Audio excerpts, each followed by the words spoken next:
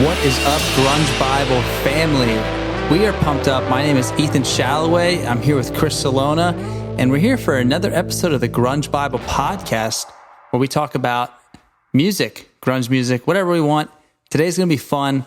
Chris, how are we doing? I haven't talked to you in a while on here on the old page in a little bit. Yeah, So it's been a little while. Yeah, it's been a couple minutes. So I think this is episode 17, and if my math is correct, I think you were last with us on episode 14. So I went it alone the last couple of weeks, and was talking some grunge, and now I'm happy to be back here. As the great Chris McCandless once said, "Happiness is only real when shared." So it's nice to have my partner back here talking some music, talking some life. Yeah. I'm glad to be back. I'm glad that you took the reins for the two. That was really helpful. I was out in the Pacific Northwest. I was in Oregon, and then I went to Washington. I visited the Space Needle, Seattle, where I was going to go to Aberdeen. I was going to drive up, but I had a time constraint, and then I got up there, and my friend also said that Aberdeen, it literally he said there's nothing there. all the only good thing is when you enter in Aberdeen, it says there's a sign. It says "Welcome to Aberdeen. Come as you are," and that would have been cool, but I didn't do that. But I was in Seattle, so that was great. And you were back here holding down the fort, and it was two great episodes. Yeah. I know that doing it by yourself is not easy. Did you find it to be easy or hard? Yeah, it was really strange. The first episode that I did on my own, since I've never done anything like this before, obviously. I sat down, I got about maybe 5 minutes in, and I was like, this is garbage. I need to start over. It's difficult because, in no other facet of life do you really just kind of sit down and talk to yourself for 30 or 40 minutes? I mean, you might. I mean, if you do, that's totally cool. We've all probably been there at one point or another, but you don't monologue in the mirror that often? Every morning. It was definitely strange, but I think once I realized it's kind of hard to be funny on your own, so I was like, I'm just not going to be funny. I'm just going to be dry and mundane and boring. But apparently I wasn't. People seemed to enjoy the episodes that I did, but certainly, if I had a preference, I would rather have somebody else in the proverbial studio alongside. So, but it's nice, if nothing else, to know that I'm able to do it, and apparently that I don't suck at it. So, learning new things every day, every week. Awesome. Well, I'm glad to be back. It should be good. I think we're going to keep it pretty casual for the people out there. We're going to talk about some, you did road trip songs. So we can kind of see what I was listening to when I was on my travels. I did some hiking. So what music, if you listen to any music while you hike, flights, I like thinking about music when you're flying and stuff. So I don't know. We're going to spitball and just kind of catch everybody up. But I think we have some sponsors to thank, like we always do. We absolutely have some sponsors to thank. So the Grunge Bible 5, once again, bringing this podcast into your ears and into your brain.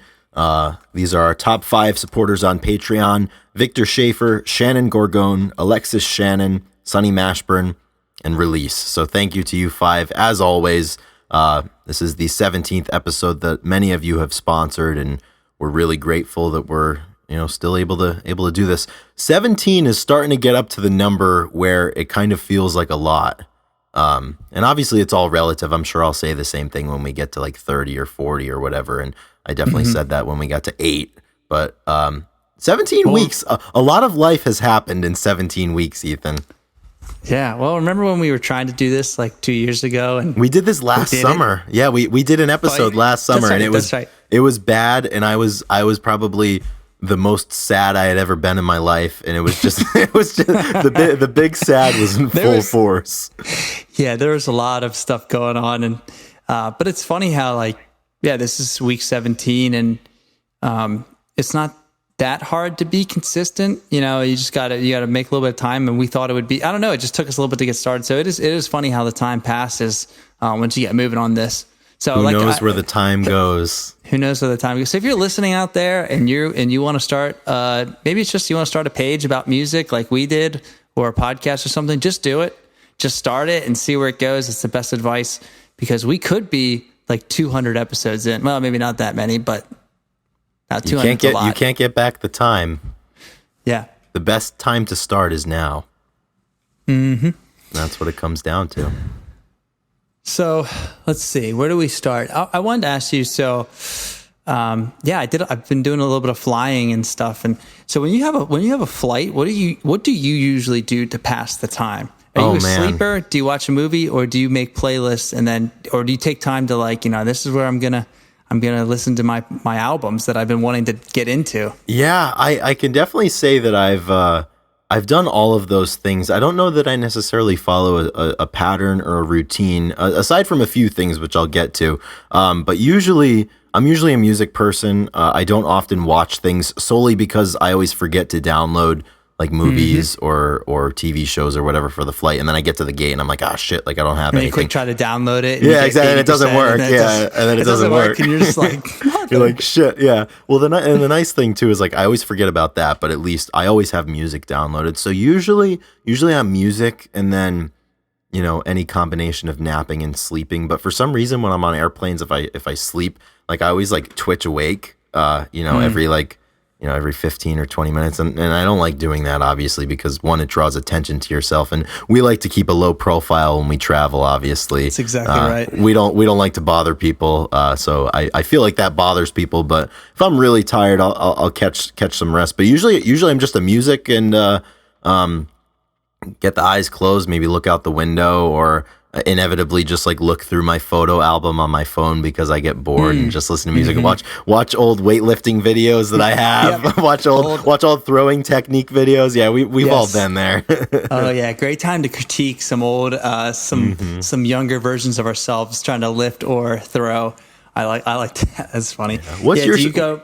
I was gonna say, do you if you had a genre, do you step outside the box, or do you think that you listen to? Oh man, usually the whole time. I am fine. Usually it's just an extension of whatever I'm listening to at the time. I did get into this habit for some reason that still continues, albeit a little bit inconsistently. But for some reason, when I got to college and I started flying more for to and from school, or obviously to different track meets and whatnot. For some reason, when I was getting off the plane, I would always try to listen to Night Moves by Bob Seger. I don't know why. It just worked for me. It's like you're getting off late at night and there's not many people in the airport. You're just kind of, the lonesome traveler. You just got some Seger in the ears a little bit. But usually I change it up. Sometimes if I'm trying to rest, like I have this playlist that I made maybe 5 or 6 years ago now. It's got a lot of like Ray LaMontagne and different things like that. Maybe Amos Lee, Nick Drake, obviously, David Gray. Just some like acoustic driven, more mellow stuff that sometimes I'll even use at night when I'm getting ready to go to sleep. I'll throw a timer on. So that playlist gets a lot of airplay when I'm in the air. So that definitely happens. But what about you? Do you follow a strict a code of conduct when you're flying, or what is it? I do, yeah. I mean, kind of. I've been flying a lot, and so I mean, in the last 5 years, we've probably flown more than the average American with our travel. All the time. So, one of my rules. I have a few rules. I think we have a similar rule that was brought to us by a friend that I want to bring up, but I know exactly what you're about to say. Yeah. Now, my rule is I don't sleep on planes. I don't think it. I'm a bigger dude. I mean, I'm like 6'3", so it's always tight. I'm not like that big, but it's bigger than most people, the average human. Oh yeah, leg room's an issue, and just shoulder. Yeah, shoulders and if I'm in the middle, and I'm definitely an aisle person, because if I'm on the left side, or if I'm underneath the curve of the plane by the window, it's nice, but it's not very comfortable. So anyway, I don't sleep because I almost always wake up sore and my neck hurts. And and then it does more harm than good, because you can't move your neck for the next 2 days. Yeah. And I always like the idea that I was like, well, it's just 3 hours that I have to, sit in one place, so I get to be productive in some way. So I usually try and download at least one movie that I want to watch, but I try to limit myself to I try not to just watch TV the whole time. So I try to bump around, and I try to download a few new albums versus, I have a bunch of stuff saved, but so the Modest Mouse album had just dropped, so I was able to download that one quick, and I had a friend recommend, what was the band? Wedding the wedding, I think it was. But and yeah, so I try to listen to some albums that I've been meaning to get to, and I kind of let them ride. And then I've been playing Sudoku a lot, or however you say it. Okay. Sudoku or Sudoku. Yeah, I used to dabble in chess a little bit, but inevitably the machine would just kick my ass, and then I'd knock the difficulty down. Definitely, I don't believe in checkers. I think that's a bullshit game. Totally bullshit. If you're playing checkers, you gotta take the water wings off, and it's all chance, Ethan. Of course, we know that well after recent experiences. But yeah, I mean, definitely, I don't often play games on my phone anymore. But I'll always. That's the only place. Yeah. And the only game that I usually play is chess, because most other things you need an internet connection for. But I will ask you. That's another thing. How the hell does how's the Wi-Fi work so badly? I hate that. I mean, you have to pay for it and stuff, but they usually offer some in-flight Wi-Fi, and it's always trash. Or they offer the free one where you can only access their website. Yeah. And you can only use their website to buy things directly from them. It's all a racket. Don't even get me started on airlines. We can't let them win.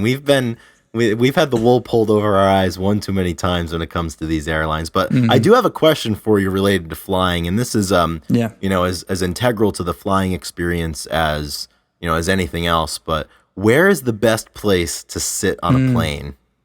I like this, and this is I have a very strong opinion on this, and simply I believe we share the same opinion. Simply put, it's the back of the plane. It's the last seat. You got to walk all the way back there. And I have a few reasons, but the main reasons was we had a coach back in Pittsburgh, and he was a badass, and he said all the cool kids are the back of the plane, and we would go back there every time, and we'd either book our tickets or we'd trade with somebody, but we'd always end up back there, and it became a thing. It was monumental, and the reason I like it, what I always say is you're close to the bathroom, you're close to the stewardess, so if you need anything, you can usually ask them, and you can have some conversation there.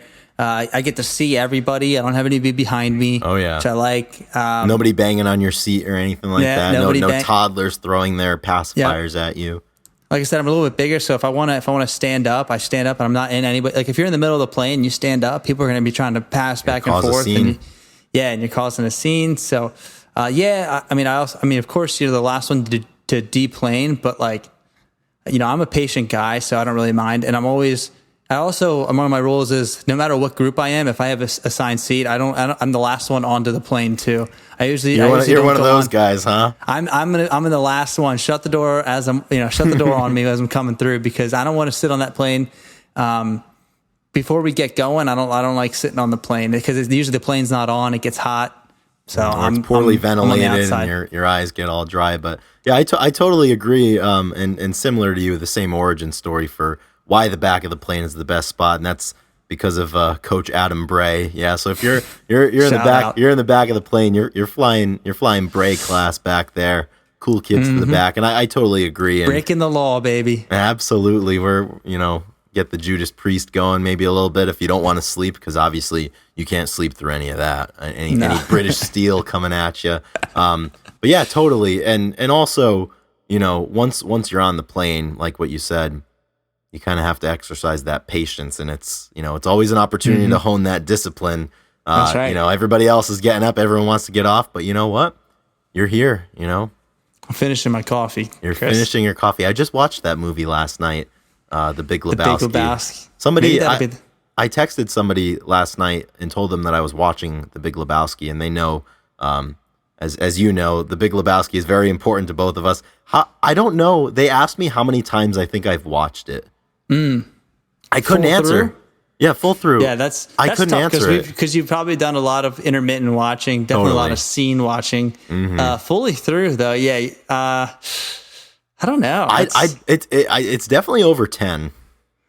Yeah, I was gonna say probably gets on the screen twice a year. Yeah, and it's been about 6 years. It has to come on. Probably between like 13 and 17, I would say. Yeah. If I were to estimate, but that movie's very important. It's so good. Yeah, I love it. Yeah, it's incredible. But one last thing. I think because when you're on the road, on the ground, when you're driving, I love like classic rock and kind of what you were saying, or and grunge is great road tripping music. All that stuff is so good. But when you're in the air, I definitely like so Time Cop or The Midnight. Okay. It's more like it's like atmospheric music, and it's like it's almost like the soundtrack to Stranger Things type of music that really like kind of. And I love that when you're up in the plane, and especially if it's a night flight where it's like dark and stuff, and you just got the earbuds in. Yep. Feel like especially you're in a if you movie. get some clear skies. Yeah, I think that's a prerequisite of traveling.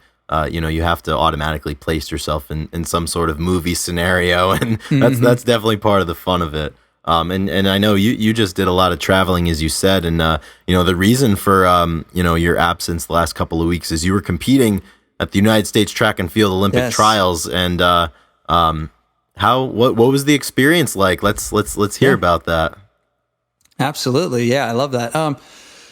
So as you guys know, I throw the javelin, and so it's the big long spear. The spear it's about 2.5 pounds, and this year, the trials, they happen every 4 years. The Olympics happen every 4 years, and the top 3 for each country goes. That has the standard. But I did okay. I made the final day. So there's the top 24 in the country get to go to this meet, and then you have 2 days of competition, and then the top 12 are in the second day.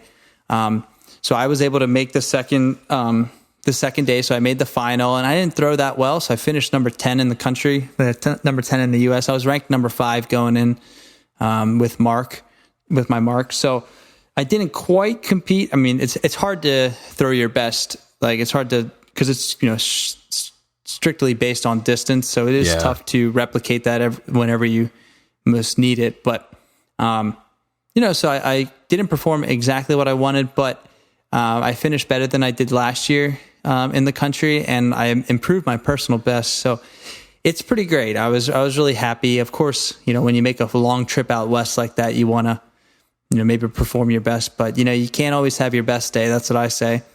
And it was great though. It's amazing being a part of that scene, the professional scene. There's a lot of people that are just like top of the world. And that is, it's kind of cool. It's cool to be around. It's definitely really, I actually have 2 roommates that, they both won the men. We have a guy and a girl that they won the men and women javelin for the U.S. So they're both going to Tokyo. So we have 2 Olympians under the same house, and that train in the same group. So it was a really exciting time. It also felt like a big weight was lifted, even though we didn't perform the best. Like me personally, I mean, I guess I did fine, but you know what I'm saying? It was, it was kind of, because it was pushed back because of COVID. It's been like 2 years, and I had moved to Alabama for this one specific weekend, this very specific week. So 2 years leading up to this moment, and happens that in 2 days. So it was a really interesting experience, and one that I'm really glad I had, and I'll cherish it forever for sure. It's great being out there. It's special. Yeah, absolutely. And exactly like what you said, knowing you personally, it's that, so many years have gone into this. And when you think about the act of throwing the javelin, I mean, that act in and of itself, I mean, from your run through, to your block to the time you let go of the thing, I mean, it only takes, a few seconds, really, when you think about it. So how many hours go into an action that, is gone like that, and it's just something that's really interesting to think about. And I think, Countless. to the uninformed mind, it's like, oh, you're doing the same thing over and over again. And like, how can you not, replicate? But, it's like, if you think about anything that you've done, if you think about the best time you've ever done it, and then you try to do that over and over again, I mean, there's so little room for error. And especially being at that level, surrounded by quite literally, the best athletes in the country and some of the best athletes in the world, it's really got to be an interesting experience, and just seeing the attention to detail, the discipline, and just the talent that goes into that process.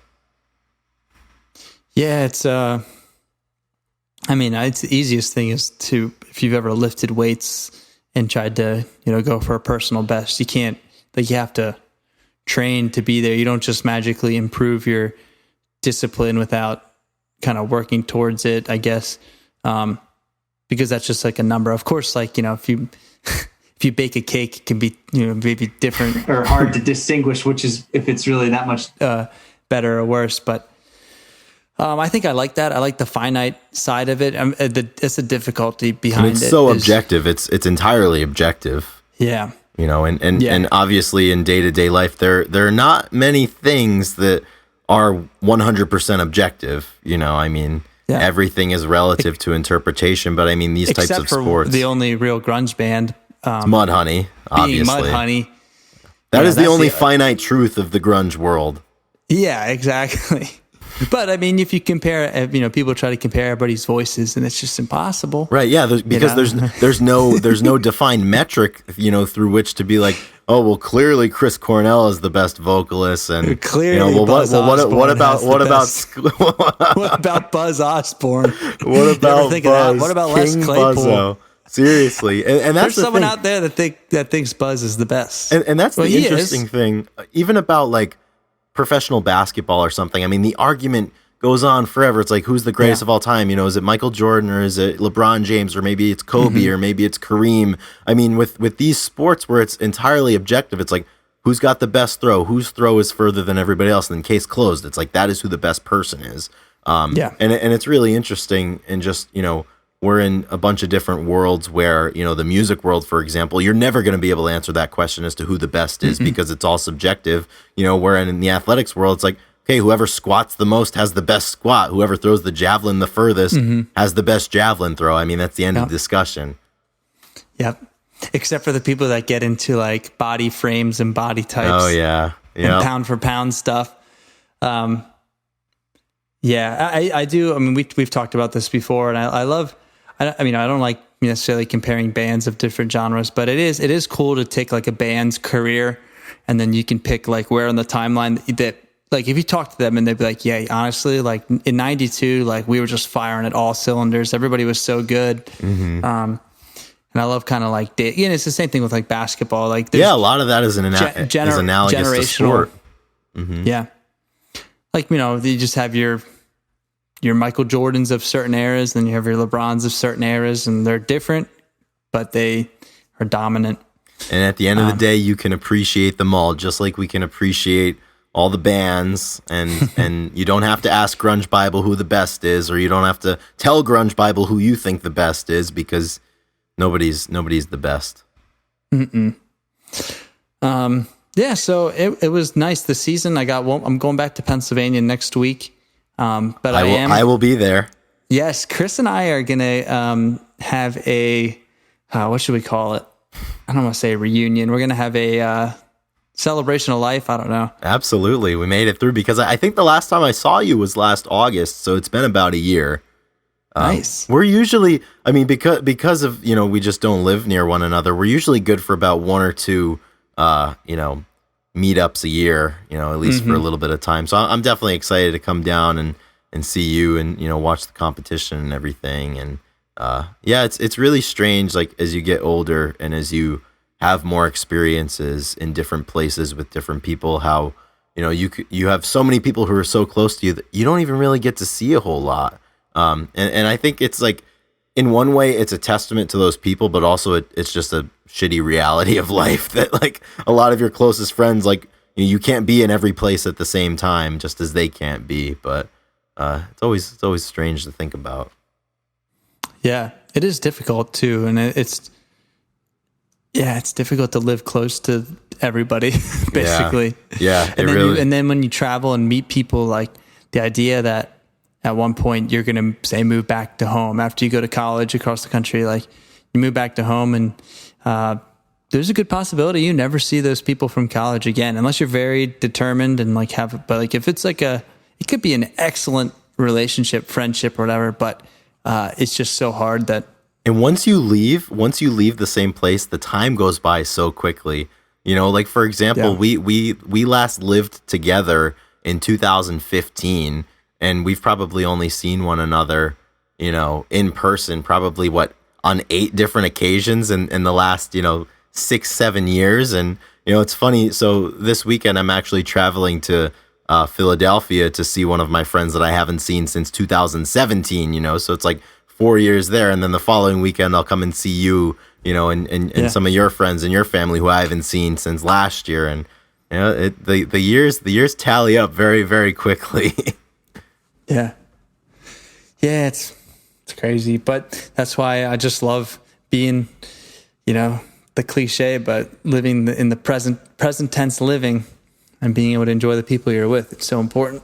Yeah, and being able to go on the move, and for me, that's my favorite thing about the summertime. And not to say that you can't travel in the wintertime, but summertime traveling is just so much more enjoyable. And I know last summer, not a whole lot of us were able to do very much traveling, obviously because of the coronavirus. But I think this summer, a lot of us are finally able to get out there. And I know, for example, I think I'm traveling, damn near every single weekend this month, different people. I have some weddings to go to, and the same goes for August. But I mean, there's nothing I'd rather do with that. And obviously, because there's only a certain amount of hours in the day, I think if it comes to my responsiveness and my investment in the Grunge Bible page and just social media in general, I don't spend much time on it during the summertime.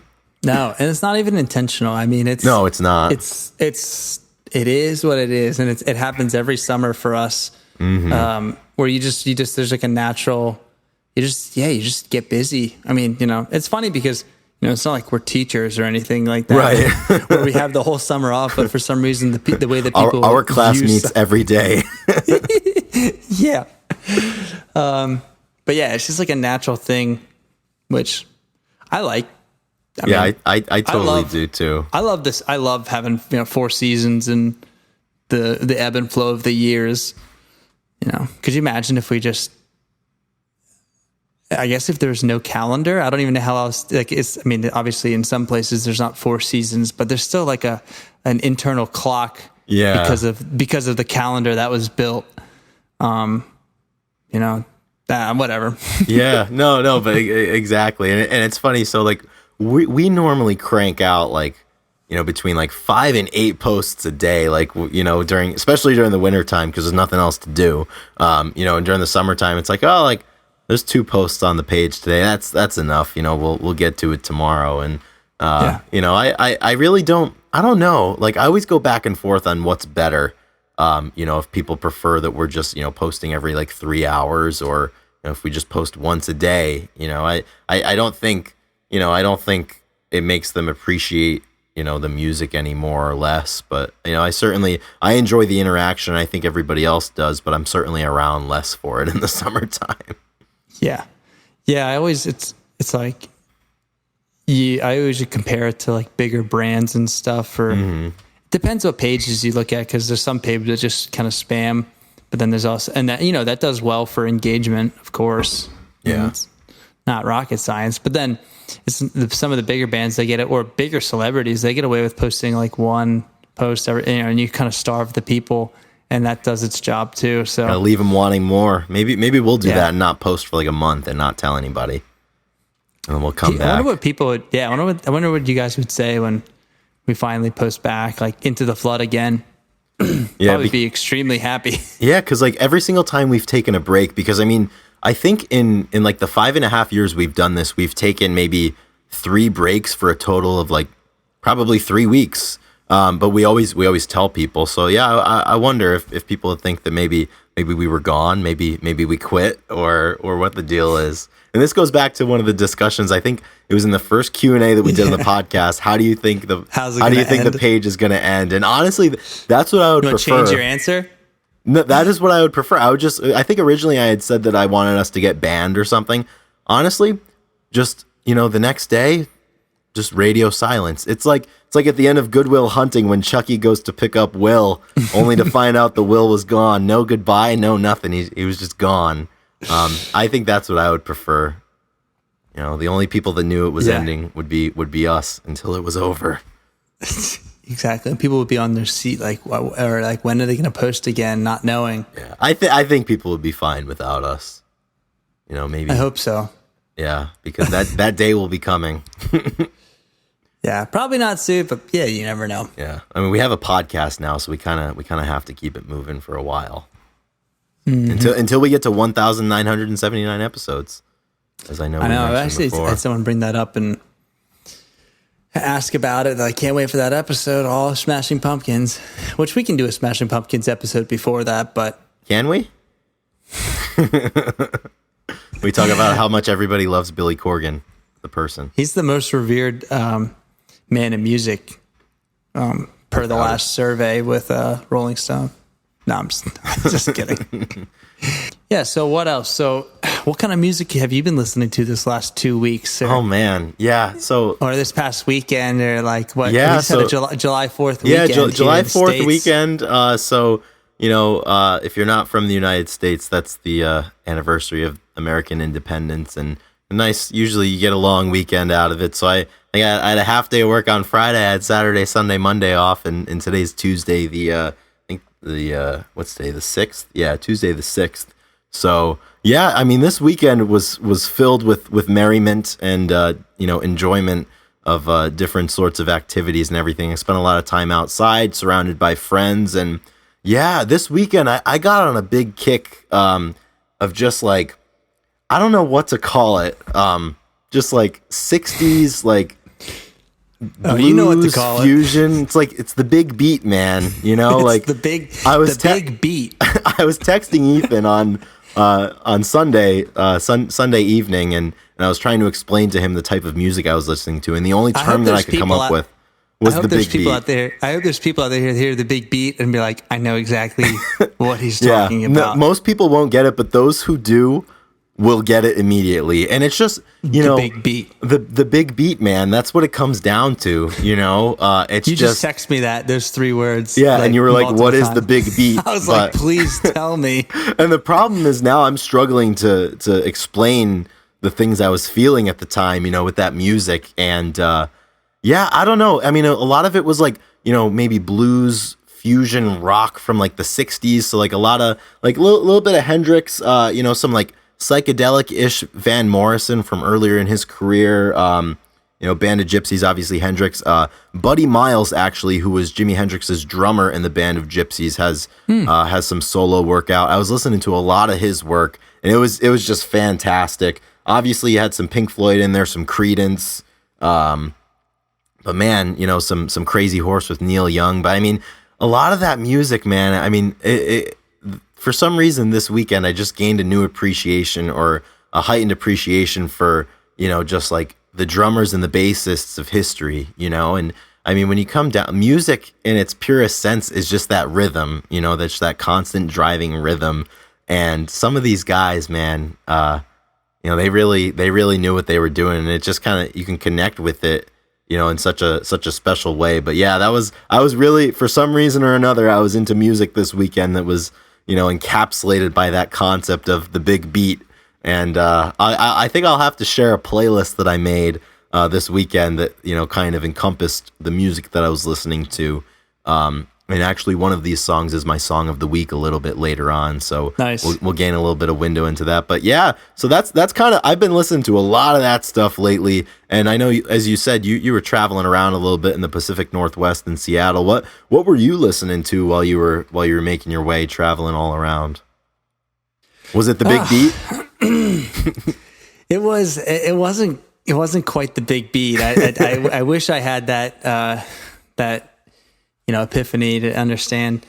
It's in it. I'm sure I will. But no, I was listening to, so I was doing my traveling, some hiking. I did find myself, I posted about it. I was listening to some Kurt Vile, One Trick Ponies.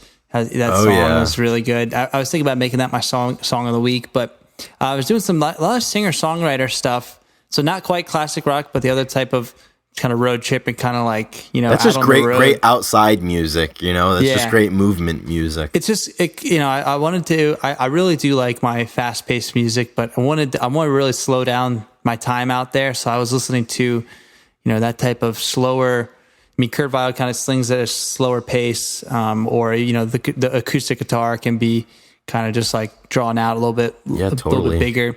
So I was listening to, a lot of that stuff. I mean, a lot of Vile, and I was listening to some Modest Mouse, and I felt like I wasn't really doing much discovery. I was kind of just hitting the favorites that I've been doing the last like month and a half. Yeah, I mean, at this I was point, in a new setting. Yeah, and you know what you can rely on. You know what you can turn to, and when the time comes and you need that, doesn't take long. Doesn't take long to find it. Yeah, and then of course when I got up to, I got up to Seattle and I did the Space Needle, and I went up there, and I had to. I wanted to go to a museum, a grunge museum. There was the one big one. I mean, there's a few, but I didn't. The person I was with, he didn't want to, and it didn't work out, which is. Unbelievable. I know, which is fine. He didn't even want to go, so I went to Mount Rainier, and I drove around there, and I hiked to the base of the glacier, and he didn't want to do that, so I did that solo. So I went and did some hiking alone, and I drove around Mount Rainier. Like I drove like pretty much the circumference of the mountain. There's like a big trail or a big road, and so I'm like driving with just like massive valleys and mountains like alongside, and the glacier hanging up. And I was actually listening to, I had a really big moment in the car where I just put on Primus and I turned that sucker way up. Oh, and yeah.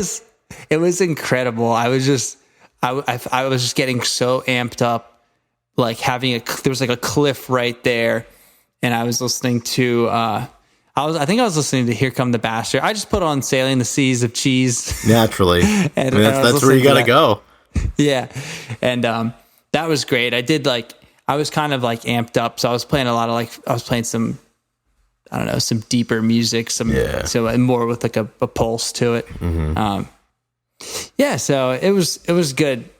I don't know. A lot of guitar work. Like when we were camping, I put on some more guitar based kind of music, and it was there's definitely something about just like being outside and certainly traveling. Like those two elements can certainly accentuate music a little bit more, you know. And I mean, for example, I think everybody listening to this podcast right now probably really enjoys, you know, driving down the road with the windows rolled down, listening to music. So I don't know if it's just a combination of like vitamin D from the sun and like all of the colors that makes the music, you know, sound a little better, or just the warm weather. I don't know what it is, but you know, it's pretty hard to beat, you know, especially if you're sharing it with people, you know, that you're fond of, that, you know, are taking part in that experience with you. But it sounds like it was a really quality trip.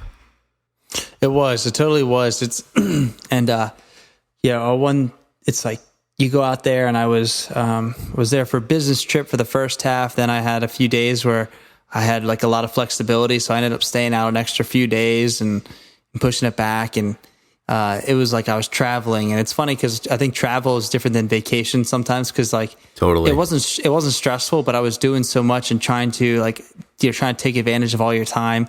So it's like you finish, and I was like, it was a lot, and I was ready to come home and chill out. And I'm excited to go to the beach for the week at the end of August and just like decompress like that.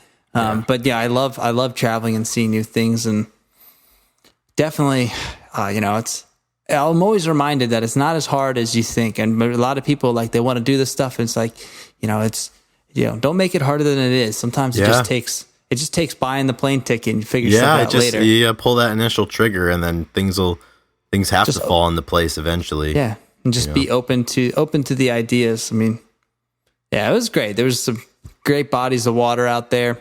It was good. Yeah, it sounds like it's certainly your element, something that you would enjoy. And I got to get out there at some point or another. Joshua Tree. We have to go. I think we have to. Yeah, we've been talking about the Joshua Tree for a long time, and we'll listen to you too when we're out there. Yeah. Wait, what was the song that was like the theoretical cutting down the Joshua Tree? Fly. Oh, that wasn't that something off of Octung Baby or something? We just talked. Yeah, one of the songs. I forget which one, but we spoke about that on the Class of '91 episode that we did. We'll have to listen to that one out there. Maybe even cut down. No, we can't cut down a Joshua Tree. We can't damage the environment like that. We'll get in a lot of trouble. Nor do we believe in that kind of thing. But at least symbolically, it's symbolically in the Joshua Tree that we need to cut down in our life. We will at that moment. It's been a long time coming. Absolutely. But if you're listening to this podcast still and you've enjoyed what we've been doing so far, and you want to support us in any way, you can head over to grungebible.com, as we've been speaking about, for the last several weeks. We have some links there, the Patreon page, which is the most direct, easiest way to support us. There's 3 different levels with which you can choose to support us. Additionally, we have merchandise available at grungebible.com. The links are there to our merchandise page. And then also, really appreciate just streaming the podcast, listening, downloading, commenting, rating. All of those types of things really do a lot to help us. So, we've got a lot of consistency going so far. We haven't missed a week yet. Despite all odds, here we are, 17 weeks of podcasting and 17 episodes. So we're really, really excited for that. And as we said at the beginning of the episode, Ethan, really happy to have you back in the fold after a couple of weeks away, but really, really, happy for you and glad that you're able to have some really good experiences competing and just, spending some time, having some different experiences. I think at the end of the day, that's what it's all about. And that's a hell of a lot more important than a dumb podcast on the internet. So Thank you, Chris. Yeah, absolutely. Yeah, it definitely is important to get out there. Also, shout out to our buddy Drew McFadden for sticking in there and editing our podcasts every week. Absolutely. He's been on two pods earlier this. Do we have him for two or just the one? Yeah, we've had him on for two so far with a third one coming. So yeah, I'm sure we'll get him back on here so you guys can get to know him a little bit more. Absolutely. So before we wrap up, let's get into some songs of the week. Yeah.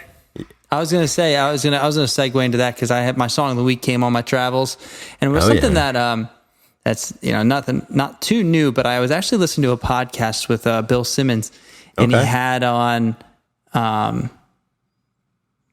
lead singer for Counting Crows, Adam Duritz. Duritz. I love Adam Duritz. I love him so much. Yes, he had Adam Duritz on, and it was a long podcast, and they talked about a lot of stuff, and but he went into detail about.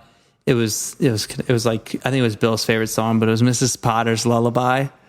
And he went into how it came about, and he was in LA and was writing about the girl from Friends, right? Oh yes. Was it Jennifer Aniston? Did they date, or was it Courtney Cox? I think it was. He might have dated both of them. Yeah, I think he did. I think he, So apparently, we weren't alive, obviously, to be conscious of. Apparently, Adam Duritz in the '90s was one of the most eligible bachelors in Hollywood. Which that's it. I don't get. I don't get that. But I mean, I'm super happy for him. I mean, that's pretty cool. Can you sing and songwrite the way he can? That's true. I didn't write Colorblind. I didn't write Recovering the Satellites. Maybe it was Aniston, but he said they were at a party, and he said that he had loved the show and wrote the song. Yeah. And she was in the studio and listened to him sing it one time, and she was blown away. So then she came to the piano and he sang it to her another two times, and they recorded it right there or something, and they started dating soon after. So something ridiculous. That's a good origin story. It was pretty good. He just wrote it for her. So naturally I was I just downloaded it and then listened to it kind of nonstop, and it was just great because it's a 7-8 minute long song. Yeah, I think so. It was great. So that's my song of the week. Some good old Counting Crows. Oh yeah. It was just a great story. I love backgrounds on stuff like that, so it was sweet. It definitely gets my seal of approval. The large Counting Crows fan that I am. Where does that song rank for you? Do you have an opinion? Surprisingly, a strong opinion on it? I like it. I don't think I would place it even in my top 10 of Counting Crows songs. For me, I mean, the Counting Crows in my head have a monopoly on the big sad. So a lot of my favorite Crows songs are a little bit more sad. I think their album, the Hard Candy album, just had a birthday, I think 2 or 3 days ago. So I think that came out around 2001 or something like that. But that's another good one. But yeah, you'll never see me complain about a Counting Crows song of the week. So how about you, Chris? I think we're going back to the big beat for this one. We are going back to the big beat. So I'm having difficulty explaining what it is, but if you listen to this song, you will know exactly what I'm speaking about. And I spoke about this individual a little bit earlier when I was talking about some of the music I was listening to this weekend, and it is one of the keepers of the big beat, Buddy Miles, formerly the drummer of Jimi Hendrix's band of Gypsies. In 1970, he came out with an album called Them Changes, and one of the songs off of that album is called Dreams, and it's just this really, really great fusion of just little bit of blues, a little bit of funk, a little bit of jazz. And I mean, he was such a talented drummer and, got a great voice. It's just like, I don't even know. It's like if Jimi Hendrix's music and James Brown's music had a baby and it was just super funky and just super awesome. But yeah, Dreams is my song of the week from Buddy Miles. In fact, as soon as this episode's over, as soon as we close up shop, I think I'm going to listen to it again. I'm gonna listen to it on my drive to the gym later today. It's gonna be really good. But that would be a good baptism into what the big beat is. So I cannot wait. I'm gonna do the same as soon as we get off here. I'm gonna put the headphones in. It's really important. You'll understand, Ethan. I know you will. And I hope a lot of you listening out there will as well. So that's my song of the week.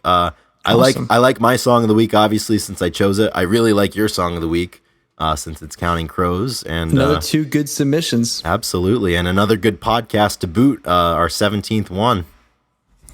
Yeah, it's amazing. So that's great. I mean, we'll be back same time next week. We'll get this up, and then we'll post the songs of the week. I think we're just hitting dingers every week with those. Absolutely. I mean, we're batting 1,000. We don't miss around these parts. Hey, it's very diverse. I love it. I'm happy to close out the show with that every time. So, right on. Any last words, Chris? No, that's about it. Everybody's got a 4-day weekend or 4-day week in the States. Yeah, which is something to really be happy about. Always good. I have a 3.5-day week. I'm taking a half day on Friday so I can get an early trip down to Philadelphia to go visit some friends. So, summertime's for this kind of stuff. So, I know both of us were having some pretty good summers so far, and I hope everyone listening is having a great summer so far, and that Best you're finally getting the chance to do some of the things that you've wanted to do. And if there's anything that you're thinking about doing but you're not sure, you should go and do it. You should do it. Make it happen. Absolutely. Take a chance. Why not, man? All a chance. Alrighty. Well, I think that'll do it for this week. Episode 17 is in the books, and we will speak with everybody next week on episode 18. So thank you once again for listening. We're really thankful for your time and grateful that you're following along with us on this podcasting journey. Be safe out there, and remember to rock and roll. See you guys. Take care, everyone. See you later.